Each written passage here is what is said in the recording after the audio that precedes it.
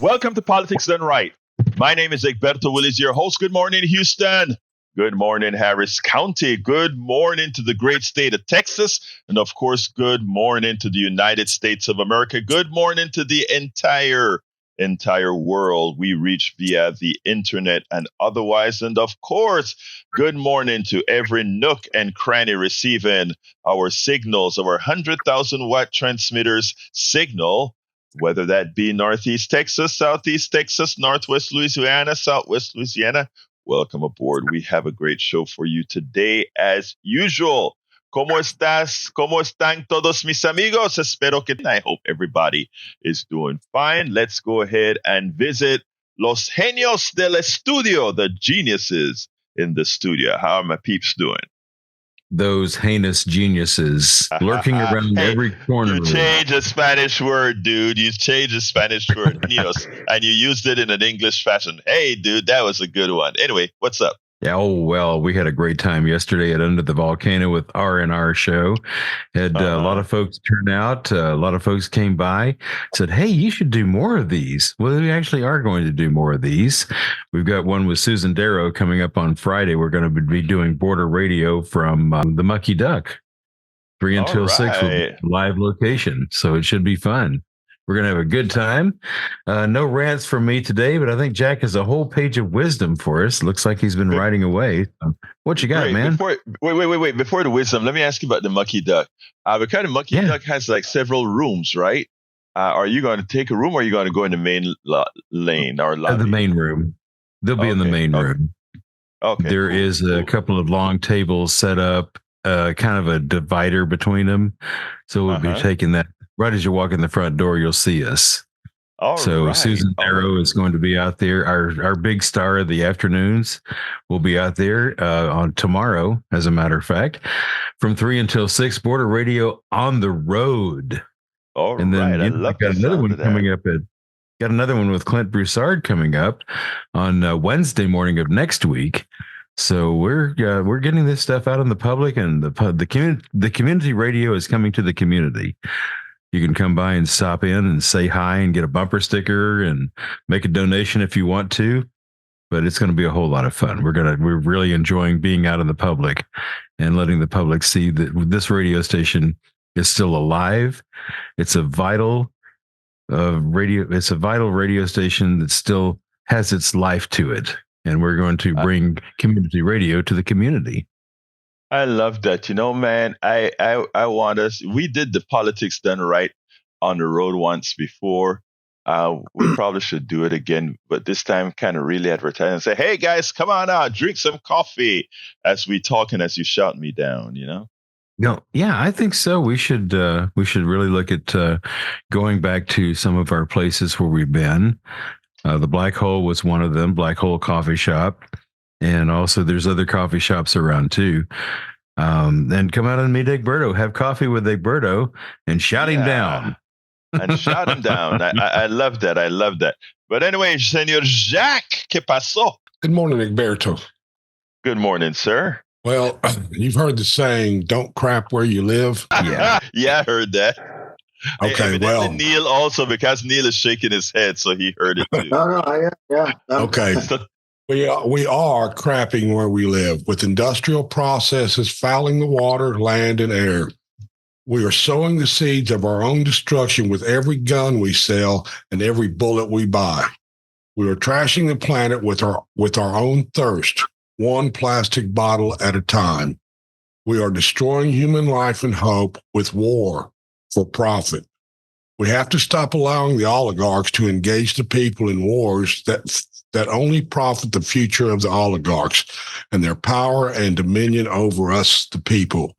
We have to stop them from their design for us in life. Bigger houses, bigger car notes, all in all, more expenses for the middle class to shore up corporate operating expenses for, yes, more war. Well, that's rather insightful, but it is very, very true. Unfortunately, yes.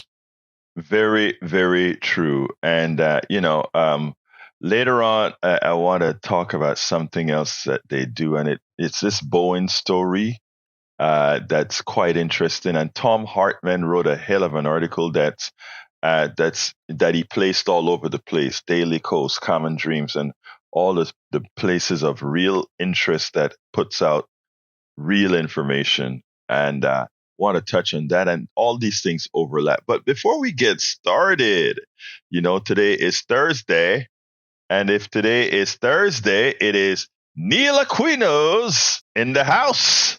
Buenos dias, Senor Neil Aquino.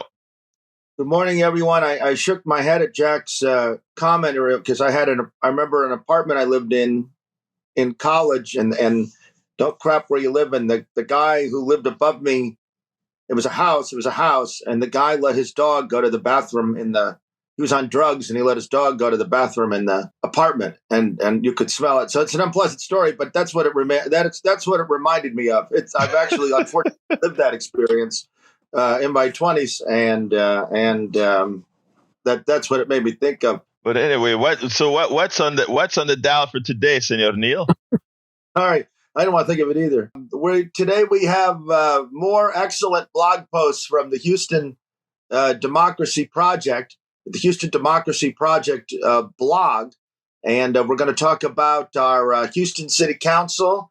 And maybe also we'll get to a gunfight that took place in the county between a sovereign citizen and a Harris County deputy sheriff. Well, let's talk about that city council thing first. Let's see how that goes. Well, we have our Houston City Council, and they have a series of they have committees. They have basically 8 committees, I believe, 8 or 9. And John Whitmire set up the new committee structure, and he appoints the members. And frequently, my understanding of the process is, he'll ask the members of council. There are 16 members of council. Do you want to serve on this or that committee? And there is a public safety committee which oversees the mission, the stated mission, based on the city council website of the public safety committee, in charge of performance and policies of any city department providing public safety services, purchases related to public safety, and independent police oversight board. And, it's interesting, any city department providing public safety services, the municipal union HOPE, it's called HOPE, the AFSCME union, American Federation of State, County, Municipal Employees, their contract is coming up, and they want money just like the firefighters got. And Mayor Whitmire said, I consider you all first responders.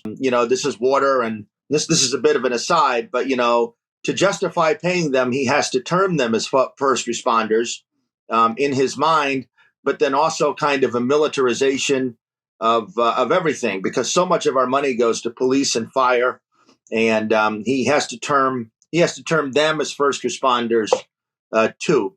But I sent a letter to every member of Houston City Council.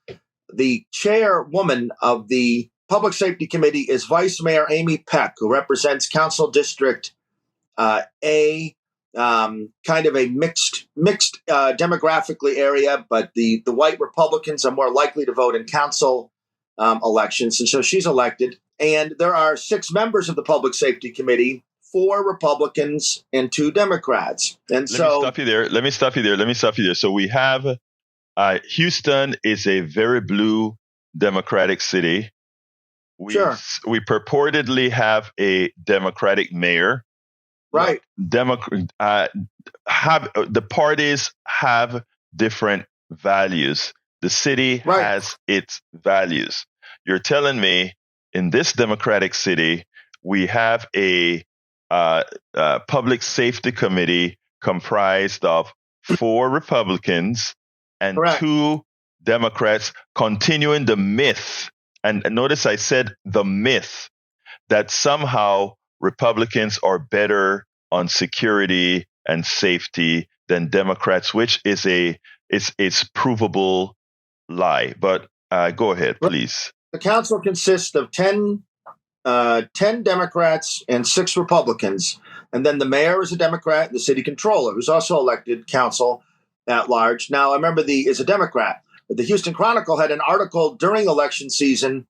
I think it said that the majority of voters were over 60. right? If you can imagine. So city turnout was 17%. So you can wager that turnout for people under 30, turnout for people under 25, if probably must have been 5, 6, 7%. Must have been as low as could be to get to a 17% turnout. And that environment of low turnout was fostered by the two main candidates for mayor, John Whitmire in Senate District 15 and Sheila Jackson Lee in Congressional District 18 have long been happy with low turnout in their districts. And their districts did not turn out in any meaningful number extra to vote for either of those candidates, despite their longtime service. So you have a political class more than happy with cruddy turnout. That cruddy turnout manifests itself in a council that really, even at 10 Democrats and 6 Republicans, probably doesn't represent the city. And we have 5 at-large council members. 3 of them are Republicans, unbelievably, and 2 are Democrats. So Mayor Whitmire picked a public safety committee not representative of council, then also the electorate, not representative of the city, then also, regretfully, the electorate is not representative of the city. And even some of the Democrats we have are not particularly progressive. I don't know that there's a genuine, actual progressive on the 16-member council. A couple a little more liberal than the others. So I wrote a letter to every. I emailed this out about 36 hours ago to every member of council, the Democrats and the Republicans, and I say, why is Amy Peck, the Republican Amy Peck, who when she first won election in 2019, she posed with MAGA people. She posed with Trump people.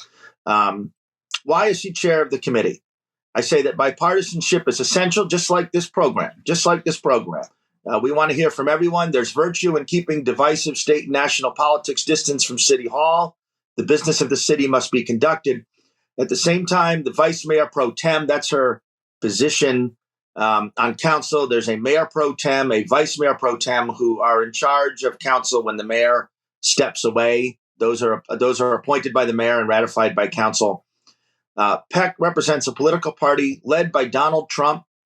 Where do these men and the Republicans on council and in the committee, where do these members stand on election denial and voter suppression? Where do they stand on mass migrant roundups promised by many Republicans? Houston would likely be a center of such roundups. Authoritarianism will require a local infrastructure. That's a very consistent theme I have. These migrants won't round up themselves. The endless lawsuits to challenge elections. Authoritarianism will require a local infrastructure. Our public safety unions are comfortable with supporting election deniers, not just the police, but fire within the AFL-CIO, comfortable with supporting election deniers. Harris County Republican leaders work to overturn elections and are silent as Governor Abbott says he would shoot migrants other than that he'd be prosecuted by the Biden Justice Department. Is Vice Mayor Pro Tem Peck the right person to have a critical role in supervising our public safety forces as we face an authoritarian threat?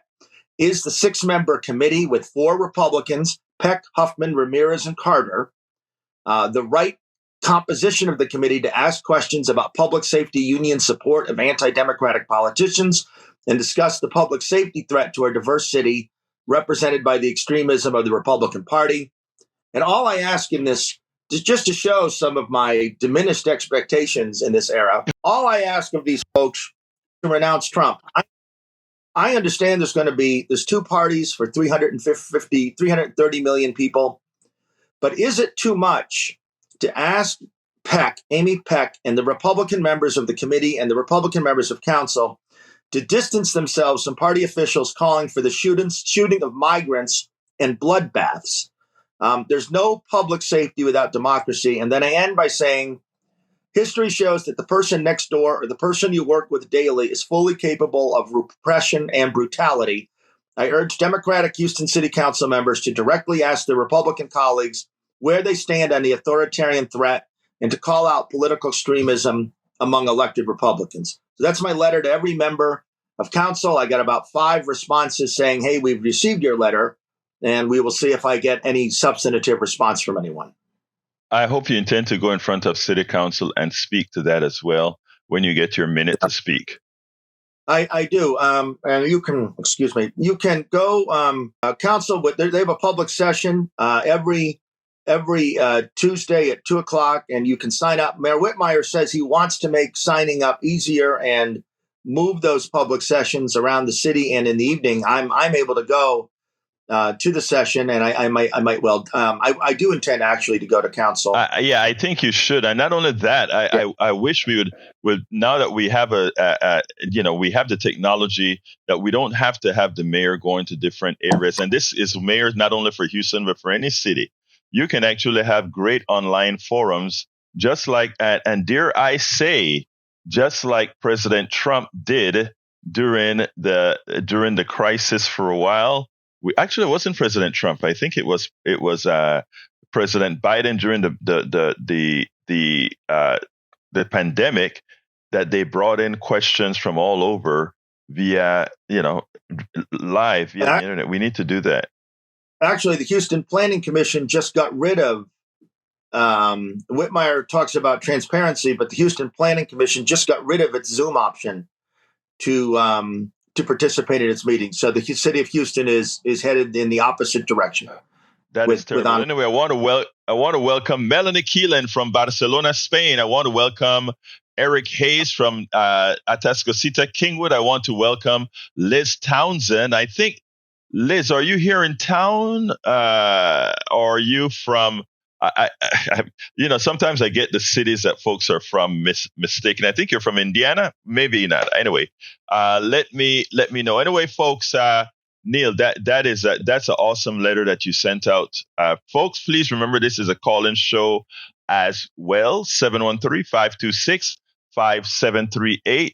713-526-5738. So give us a call if you have anything to talk about. Yesterday on my afternoon show at 3:00, I had Joe Walsh. I don't know if you remember Tea Party days, MAGA days. Joe Walsh, who wholeheartedly supported Trump in 2016 and then ran for president in 2020.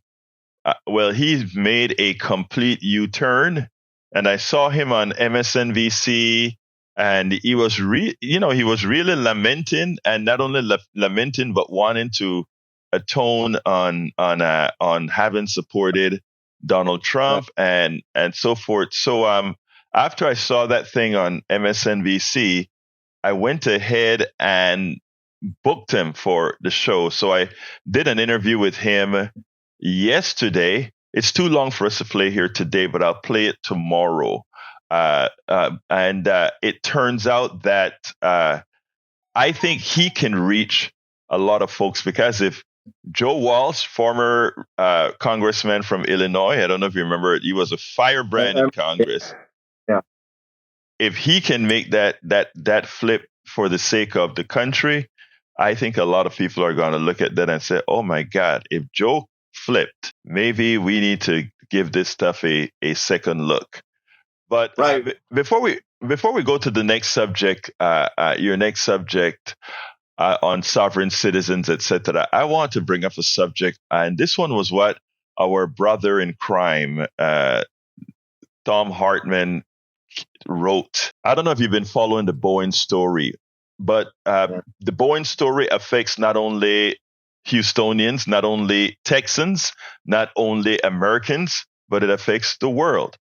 And not only does it affect the world for that company proper, but it affects all of us and our safety. And, he wrote an article titled, Boeing's Safety Scandal is an Object Lesson in the Dangers of Stock Buybacks. And it says also, Boeing, instead of building new airplanes to expand and upgrade their fleet, spent over $60 billion on stock buybacks in the years leading up to the 2019 grounding of their fleet. Yesterday on the program as well, I got into a discussion with talking about billionaires and talking about how billionaires, there should be no billionaires and no one has earned $1 billion. And I think most people agreed until I touched a particular billionaire that they liked. Okay. I specifically, look, there are a lot of billionaires. I mean, Jay-Z's a billionaire. What's her name? The singer Rihanna? No, I'm talking about Rihanna is a billionaire too. Yeah, but there's another singer out there. I mean, I love her. She is God. I forgot her name now. But my friend is an idol of hers. She's my age, but she really she is the one who the Republicans are scared of. They think that she can switch. Taylor Swift. Taylor Swift, right? Okay. Taylor Swift is a billionaire, etc. And look, all these people are great musicians, right? And what I try to explain is that, look, I respect what they do. They're great musicians. And I gave an example where I said that, a surgeon that does heart surgery day in and day out, and he saves lives over and over every day. He may have a net worth of $10 million, $20 million, $30 million. I'm not arguing about that. I think that's fine. I think that's great. He does good work. But to compare what he does with what Taylor Swift or Jay-Z or Oprah Winfrey or any one of our entertaining billionaires, or what Steve Jobs did, or what Elon Musk does, which is simply control other people who make the monies that he profits from, there's no comparison. And when I'm able to abstract myself from the billionaires that I like Warren Buffett, I like Bill Gates, because at least they're giving everything away, realizing who they, I mean, intrinsically they know that they didn't make that. It's all going to be given away. But for those who believe that somehow these people, because our capitalist system allows the accumulation of wealth, whether made or not, that somehow that makes them intrinsically better or different than you are, is an indoctrination I want to purge out of our mindset. Because again, it is what allows the continuation of a failed economic system that hurts most Americans. So unless we are able to change our mindset, we will never change our economic system. And this is just one. The Boeing story from Thom Hartmann is just one example. He says the following: a Boeing whistleblower is testifying before Congress today that the 787 has dangerous flaws in the ways it puts together. Senator Richard Blumenthal, who chairs the Senate Homeland Security and Governmental Affairs Committee's investigations, let me read the other one. Profit: the last year that Boeing invested in creating a new airplane from scratch was 2004. And of course, we know that's the 787. And by the way, some of the avionics, the testing equipment for some of the avionics in the 777 and the 787 actually use my product called ComDRV, which was a serial com product. So just thought I might throw that out there so that people don't just say, you're just talking BS you don't know about. But anyhow, so the 787 and there was the last one, and that was 2004. Last innovation of consequence that Boeing had. While it cost about $7 billion to develop a new plane, Boeing chose to save that money by upgrading their 737 line to the infamous 737 MAX, which has now killed hundreds of people. Right, Neil, what I want to show here is this. Even in innovation, they want to cut costs to give that money to shareholders. In other words, hey, we have the 737. It's making good money. It still flies great. It still does all it needs to do. There are two options, right? You could have said the 737 is good enough, and since it's good enough, we will sell that plane at a discount so that people who fly can fly at a lower cost, not sell the plane at the same rate so that the shareholders can get more money and we don't have to invest in a lot of R&D. Well, not investing in an R&D made they put a supersized engine in an interesting location that affected airflow. Okay, sure. For those who follow how the Bernoulli equation works on how planes fly, etc., they'll know exactly what I'm talking about. So they had to put in avionics in that thing that helps the pilot fly the plane in a more unstable type plane, which makes it less, what's the word? It makes it harder to fly. It makes it less stable. That's what Boeing did to save money. And in the process, we got 2 crashes. Okay. Right. We got 2 crashes in order to enrich a few. Right. In order to enrich a few. So this is our system. So Brother Thom goes ahead and he says, but just between 2014 and last year, Boeing showed a profit of over $95 billion. Remember, right. It takes about $7 billion to develop a new plane. That 95, they could have taken 7 or double that, $15 billion out of that profit.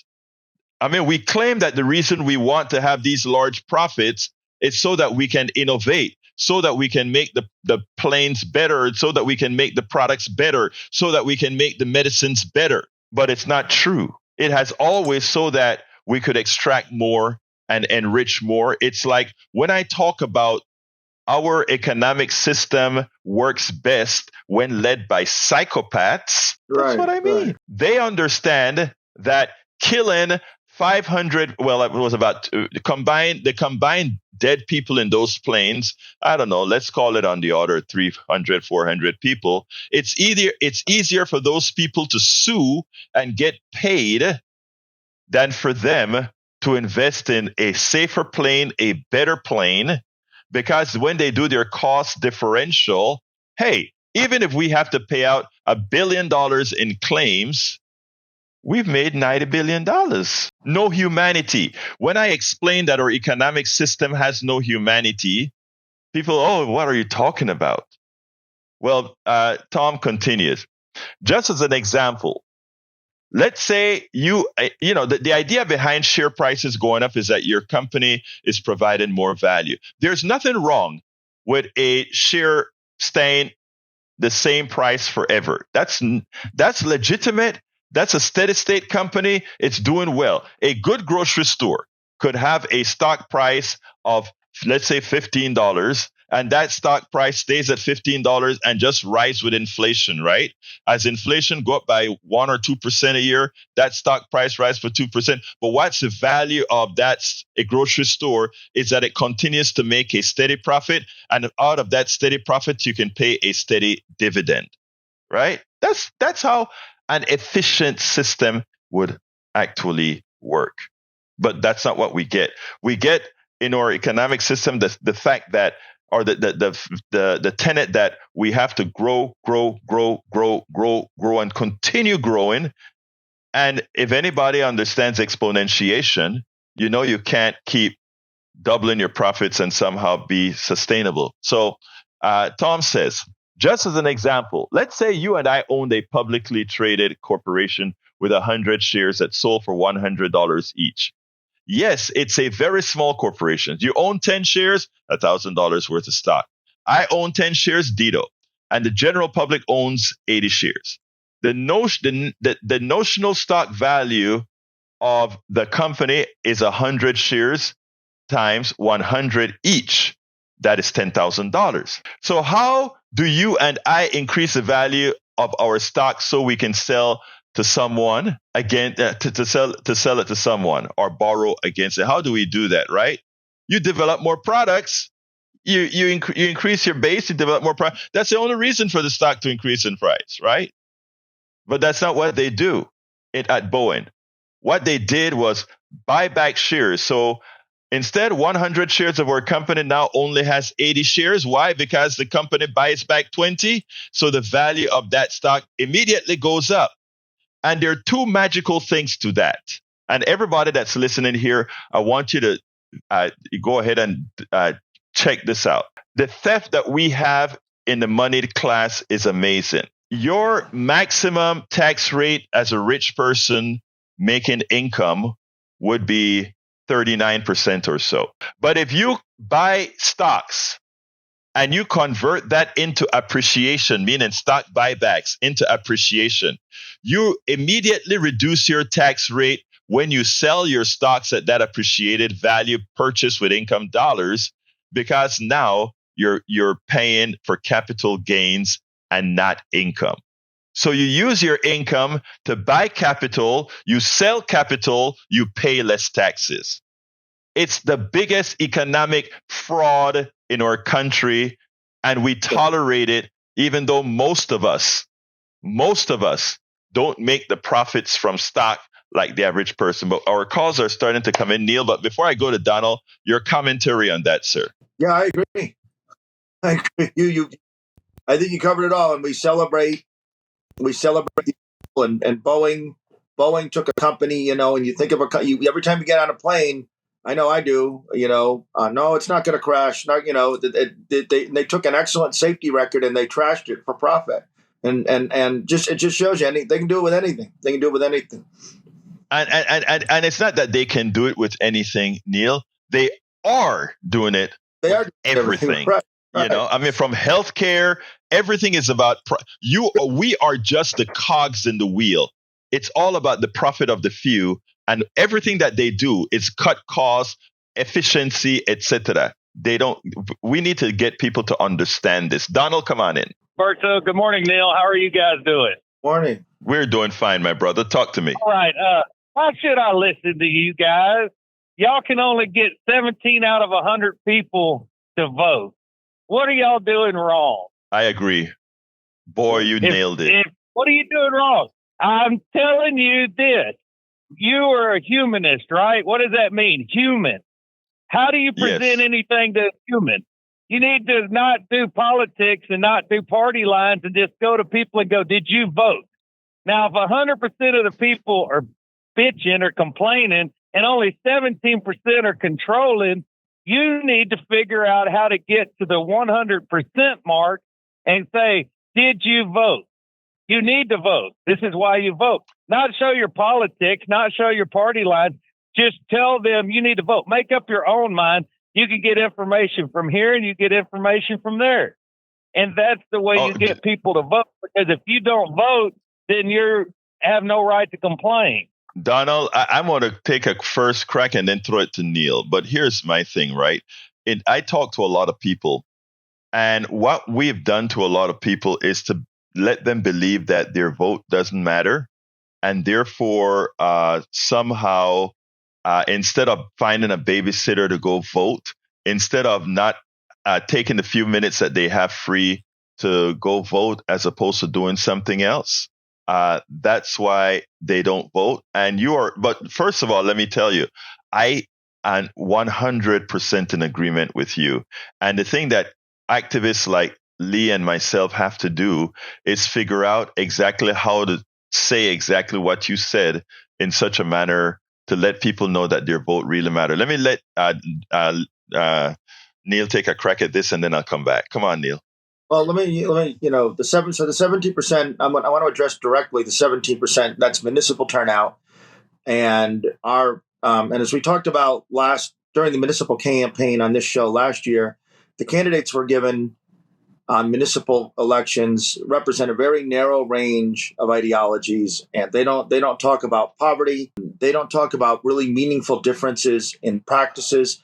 They target themselves to very specific racial or demographic or ideological groups. And I think one of the most difficult things for people who are active in politics or who volunteer or talk about it is that our elected officials actually don't care about turnout.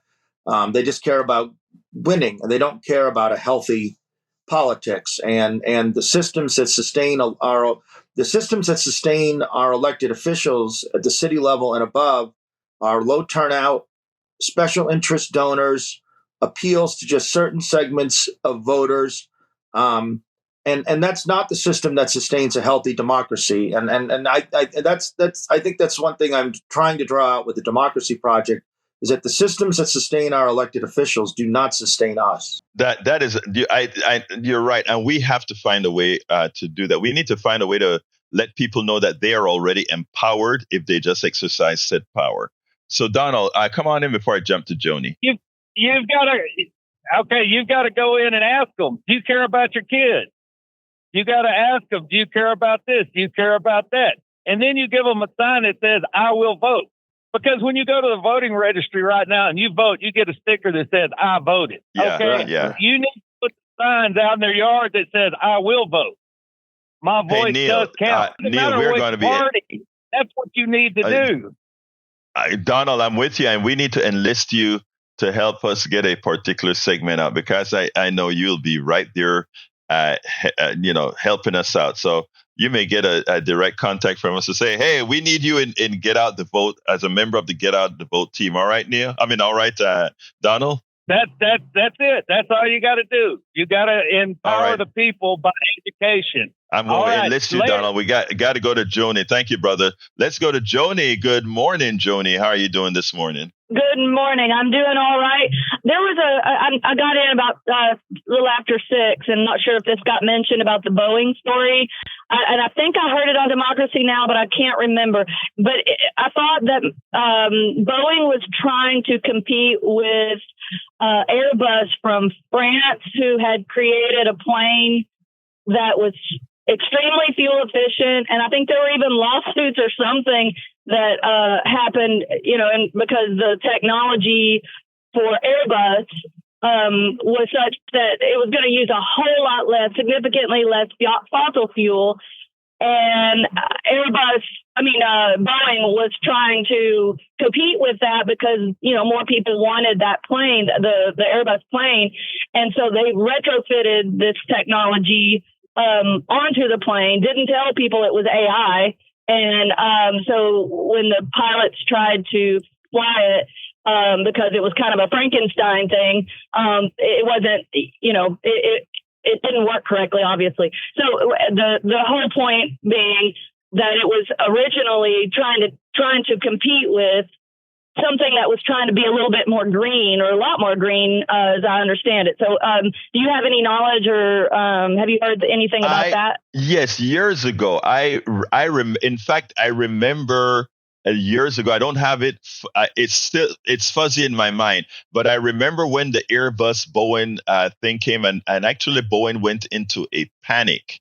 But that they went into a panic and did the wrong thing, as opposed to going into the panic and doing the right thing. But yeah, I do remember it. I couldn't tell you line for line what the story is, but you are actually on the right track. You see, Airbus, they came up with the first, if I recall, fly-by-wire plane, which is it's not what it means. It really means that when you move your control surfaces, you're not pulling a cable, you're actually doing signals. But so all of that is true. But again, the bottom line is all the exceptions that they made, all the compromises that they made, was in order to get that stock price up, so that the few could make a profit. And that is what we have to. They put our safety at risk. And the same thing happens in the manufacture of drugs, right? I don't know if you remember Claritin versus Clarinex. When Claritin lost its patent, a new product that was new, Clarinex came out. It's not so new. It was just Claritin with an added ingredient so that it could be patented. So I wrote about this in my book called "It's Worth." Yeah, no, it's funny. This stuff my book's been written for some time. This one called "As I See It: Class Warfare: The Only Resort to Right-Wing Doom." I went back because of something that happened on the 3 o'clock show, and went back and read a chapter in the book, and oh my God, this stuff with Monsanto hasn't changed with the seed, with controlling seed. Oh my God, this stuff about the patent system is all the same. But anyway, Joni, anything else you want to add before we jump to Johnny? Thank you. Nope, that's it. Thank you so much. Bye-bye.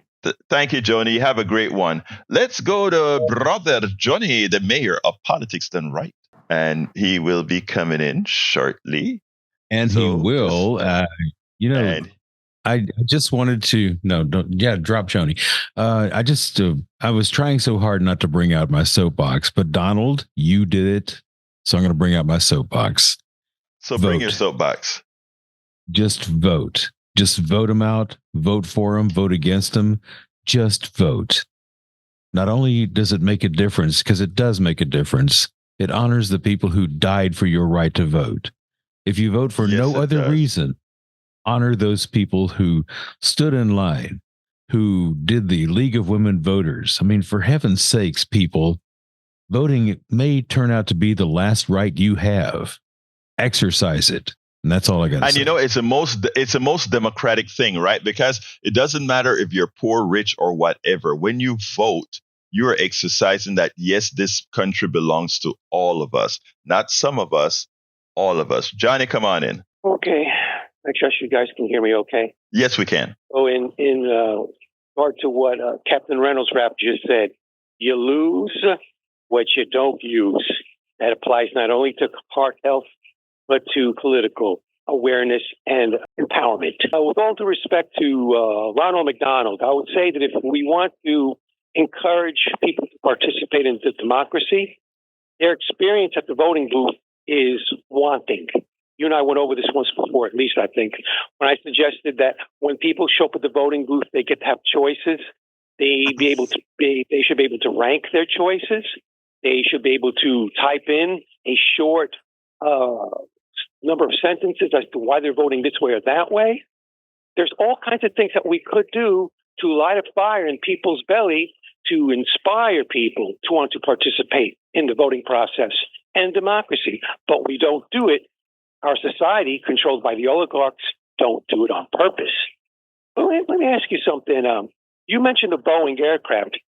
I think I've asked you this once before, and I apologize if I'm asking you the same question again, but are you aware of this documentary, scientific, technical series on TV, maybe Hulu, or is it Netflix? I forget where it's at. It's called Airline Disasters. Yes, I watch it every day. I have 3 TVs going at the same time, and I watch how they decompose all these disasters. Yes. Oh, my God. You're going to wind up with a heart attack soon if you keep overloading yourself, my friends. Cut back your workload a little bit. Anyway, I have to be stimulated. You know what? I need to be overstimulated, man. Go ahead. Airline disasters. They not too long ago, they addressed specifically what you're talking about with engine placement and all when they were looking to save money. What I love about that series is they take you behind the scenes after the fact, after a crash. They take you alongside with the National Transportation Safety Board people, whether it's in this country or the equivalent in other countries. They take you into the cockpit with the pilots on the tarmac getting ready to take off. They actually play the voice recordings of these people, or they have actors saying the words of these pilots the last half hour of the flight. So you get an idea of all the jargon of pilots, and it's fascinating stuff, but I don't recommend it to people who are frequent flyers, because you guys may not want to fly. You may not want to fly anymore. Oh, no. Maybe Amtrak is the way to go, or the bus, because everybody knows how to drive a bus if you have to. Just say. It looks like Neil is trying. Neil wants to say something. Come on in, Neil. No, well, there's one point directed to what the mayor says, and then there's another thing I'd like to address before we go to the next caller. Just with ranked choice voting, the legislature, I think, is set to ban it. I've seen repeatedly tweets wanting to ban the prospect of ranked choice voting in Texas. So they are very committed. And but I don't want to interrupt the flow of the caller. But before we go to the next caller, I just want to make a brief comment about our appraisal district elections. Okay, no problem at all. Anything else, John, before we get the appraisal district comments from Neil? Yes, sir. One quick item. You know, another thing we could do, when you talk about the corporate industrial oligarchs and these CEOs, the way they like to move people around and manipulate people, the way we start countering that is we teach our kids, by the time they're 11 years old, start them getting an idea of how we manage the family budget. Start them at that age. And then by the time they get into high school, they can start taking courses in finance and how credit cards work and how businesses work, profit and loss statements. Because when we start empowering young people that way, guess what? Those guys who are manipulating people right now, sitting on their ass. Johnny, let me just say you nailed it. You nailed it. I just interrupted you to tell you that you nailed it. And let me tell you better. That is something we try to preach. And Liz Townsend said it best. Teach them about civics and politics early. And if they learn about that, they will understand that they're already empowered. If they learn about that, they understand that they can make a difference. And not only that, they learn enough economics that the crap that we support in our current economic system, we wouldn't. Like I talk, when I talk about there is nobody is a billionaire by worth or by work. I repeat, there's no one that is a billionaire by work or worth. Thank you, Johnny. I got to get back to brother Neil here, who has a mention about the ACAD. Have a wonderful day. Let's go. Go ahead, Neil. I want to talk briefly. I want to talk briefly about the Harris County Appraisal District elections. We talked about them last week more extensively. Counties over 75,000 people have appraisal district elections. The election day is May 4th. It was intentionally consistent with what we were just hearing. It was intentionally set that way so no one votes. And then there would be a runoff in early June. There are 3 appraisal district countywide races, 1, 2, 3. All the county votes for each of them, 1, 2, 3. The candidates that I'm supporting are Kathy Bluford Daniels, Melissa Noriega, and Palumi Adelke for 1, 2, 3. They will.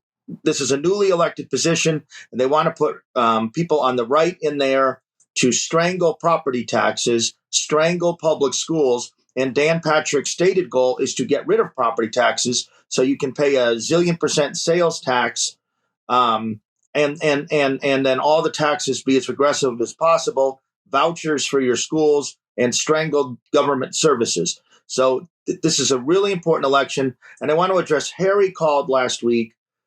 Harry asked, who should I vote for in the Galveston appraisal district election? I have gone into that subject 3 times. I found names. I've yet to find who one should vote for. So, Harry, if you're listening, early voting is the 22nd to the 30th. Election day is the 4th. I will do a deeper dive into it, although I gave it a decent shot already.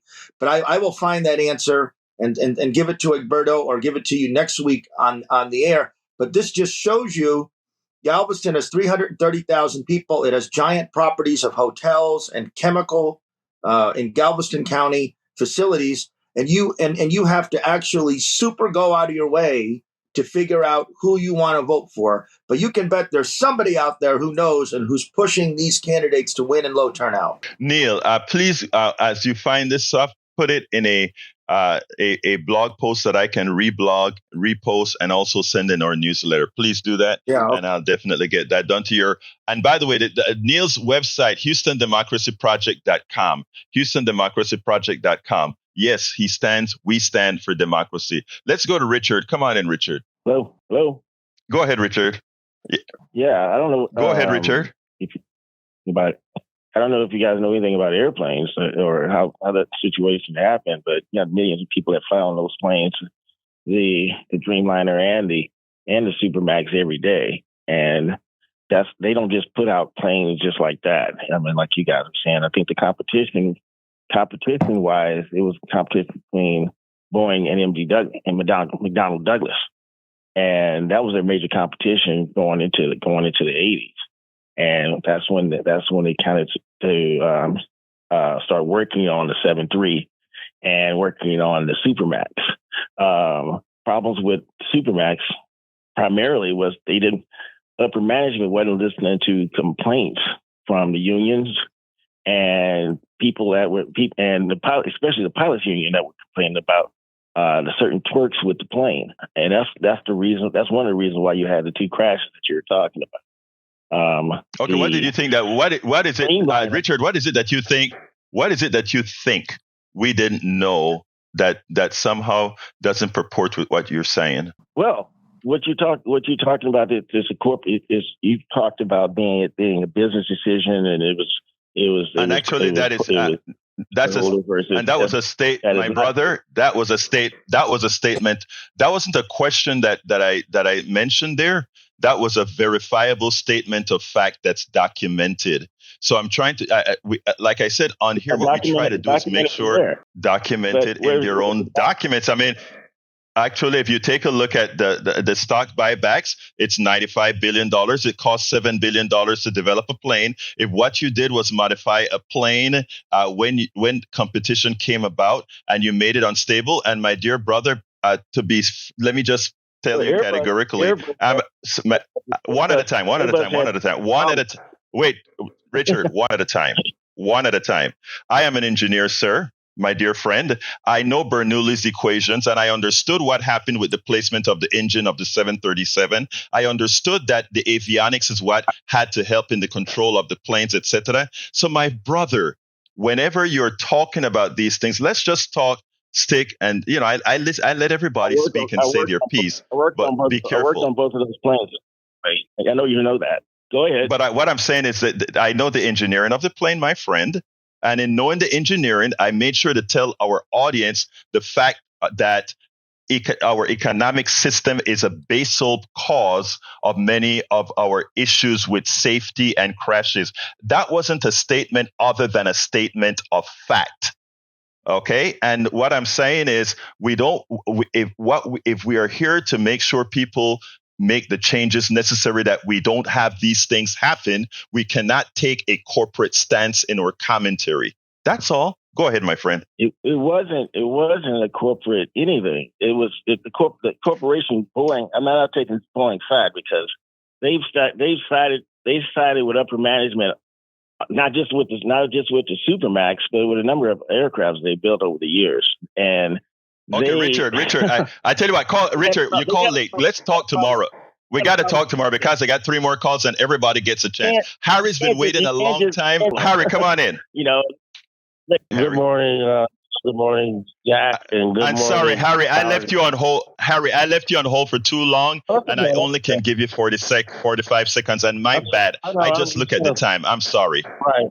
That's okay. That's okay. That's okay, Berto. I was just thinking when, I like what you were talking about with Richard there, but I was also thinking those 737s, I think one of them was Ethiopians that flew out of Ethiopia. One was Ethiopian and one was Malaysian. Yeah. That's right. And I think recently here they had to have an emergency landing because they had a problem with the fuselage. And Joni's right about that with the Airbus and the AI intelligence. She's absolutely right about that. And Donald, you nailed it as usual. Get out there and vote. And Howard, same thing. Like you said, get out there. Harry, got to cut you, brother. Thank you, Harry. Got to go to Derek. Come on in, Derek. Real quick, Derek, 30 seconds. Quickly, young people in voting, the young voters that came with President Obama, you all can see it, man. They do not know how to handle disappointment. And that's the reason why you're having the type of problems that you are. Just remember these words. Politics without economics is a symbol without substance. That came from Minister Louis Farrakhan. Thank you.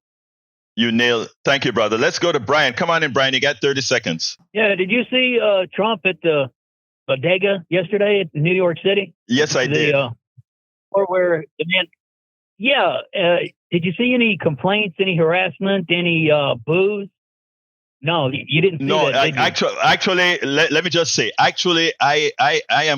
waiting for the reports to come out that he paid them just like he paid them when he came down the escalator. But I don't have any evidence to that. But I can almost, I will wager a fingernail that happened. Go ahead, Neil. Neil wants to say something real quick. Neil. No, that was my thought. Yeah. All right. Anyway, Brian, I got to go. Thank you very much, Brian. Let's go ahead and Neil, give me a closer. Very good. HoustonDemocracyProject.com, Houston Democracy Project blog, the HCAT elections. Look them up. Your Harris County Appraisal Director. It's a low turnout. Your vote will make a difference. Let's go back to the studio. Nothing for me. What you got, Jack? Well, let's watch what we're doing out there in the world and don't crap on ourselves. Okay.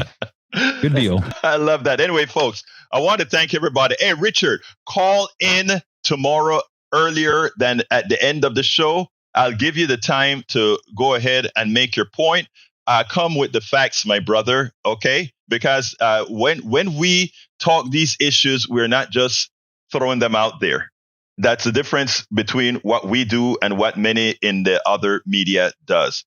Anyway, I want to thank everybody out there for the listeners. I want to thank every caller. I want to thank the studio Howard and Jack couldn't do it.